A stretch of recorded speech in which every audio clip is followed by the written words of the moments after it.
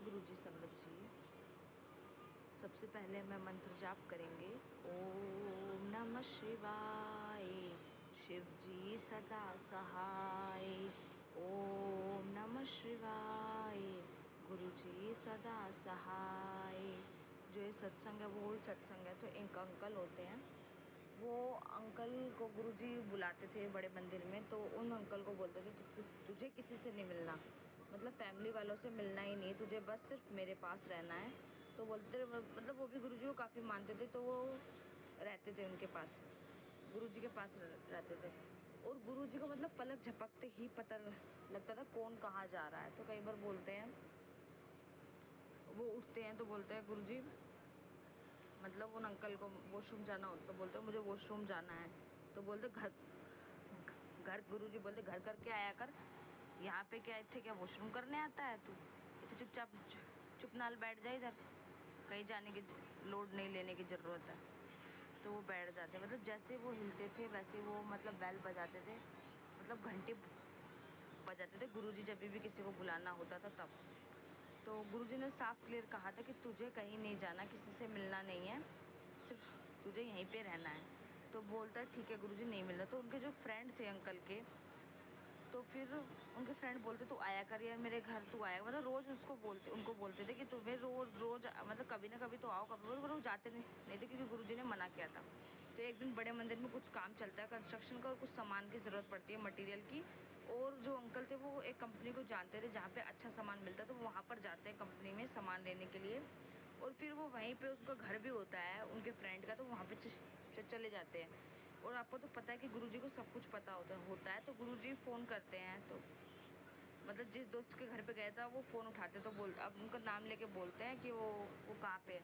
तो बोलता फिर वो जो उनका जो फ्रेंड होता है वो उन अंकल को बोलता है कि यहाँ पे तो आपका नाम ले रहे, बोलो मेरा नाम, अरे मैं नहीं ले रहा फ़ोन, मेरा कोई फ़ोन नहीं आया। जब तो पर वो बार बार बोलने के बाद, वो इंसिस्ट करने के बाद आते हैं, फ़ोन उठाते हैं। फिर गुरुजी बोलते हैं हाँ तू मतलब तू उत्थे की कर रहा है, तो उत्थे क्या क्या कर रहा है, ऐसे बोलते हैं गुरुजी कि तू वहाँ पे क्या कर रहा है। फिर वो सोचते हैं अंकल, अरे गुरुजी उनको कैसे पता चल गया। तो उसको पूरे पसीने छूटते हैं, अरे गुरुजी को पता चल गया। तो गुरुजी बोलते हैं बस 5 मिनट बीच निकल ले वहाँ से और घर पहुँच अपने। तो बोलते हैं गुरुजी 5 मिनट में क्या होगा। तो बोलते पंजाबियों के 5 मिनट इतनी ही होती है, चुपचाप निकल ले वहाँ। तो फिर वो सोचता है कि फिर फटाफट वो निकलने की तैयारी करता है, और घर जैसे ही वो पहुँचता है वैसे गुरुजी फ़ोन करते हैं उसके पास और बोलते हैं कि हाँ कहाँ है, घर पहुँच गया। तो वो बोलता है जी गुरुजी मैं पहुँच गया। तो मतलब गुरुजी को इतना भी पता है कौन कहाँ पे है। उनके घर पहुँचने के बाद ही गुरुजी ने तुरंत फ़ोन करके पूछा, तुरंत फ़ोन बजा। और जैसे ही वो पहुँचे उनको लगता था कि गुरुजी को कौन सा पता चलेगा, लेकिन गुरुजी को पता चल गया उसी टाइम जब वो घर पहुँचे। और तब वो अपने फ्रेंड के घर गए थे अपने दोस्तों के मना करने के बावजूद। ऐसे ही उनकी पूरी फैमिली आई होती है अंकल की, और बड़े मंदिर में बैठते हैं। तो अपनी वाइफ से बात करते हैं वो जो अंकल।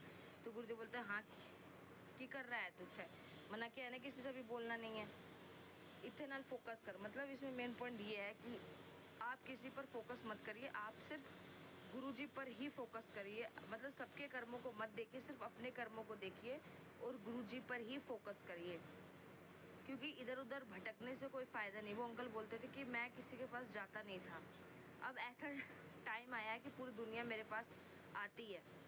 वो बड़े मंदिर जाते थे तो पूरी मतलब भीड़ लग जाती थी आसपास उनके, क्योंकि लोग उनसे मिलना चाहते थे। ऐसा गुरुजी ने उन्हें बनाया था कि लोग उससे मिलने की चाह रखते थे। क्योंकि अगर हम गुरुजी पर फोकस करेंगे, अगर हम गुरुजी को छोड़कर दुनिया पे भागेंगे तो दुनिया भगाती ही रहेगी।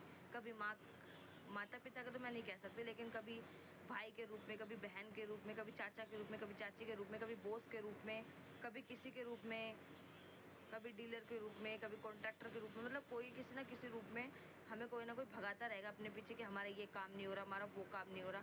लेकिन वाइस वर्सा उसका अगर हम गुरुजी पे फोकस करते हैं तो हमारे काम अपने आप बनते चले जाते हैं, उसमें कोई रुकावट नहीं होती, क्योंकि वो काम को हम गुरुजी बनाते हैं। गुरुजी बोलते हैं बस नीवा होके चल और फिर देखी जा नज़ारे, मैं तुम्हारे लिए क्या क्या करता हूँ। मतलब बस सही रास्ते पे चलने की देरी है, भले कितनी ही कठिनाइयाँ हो, बाकी सब गुरुजी संभाल लेते हैं। बस मैं यहाँ पे सत्संग को अपने विराम देना चाहूँगी। जय जय गुरुजी, धन धन गुरुजी, वाह वाह गुरुजी।